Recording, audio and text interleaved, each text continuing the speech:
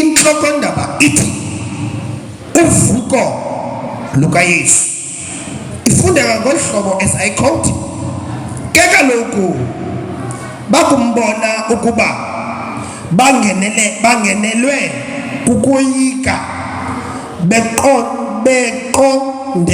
beqondele emhlabeni, athi kubo, yini na ukuba ophilileyo nimfune kwabafileyo.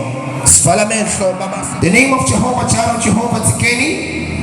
In Jesus Christ's name we pray. Someone say amen. Can you turn this thing for me?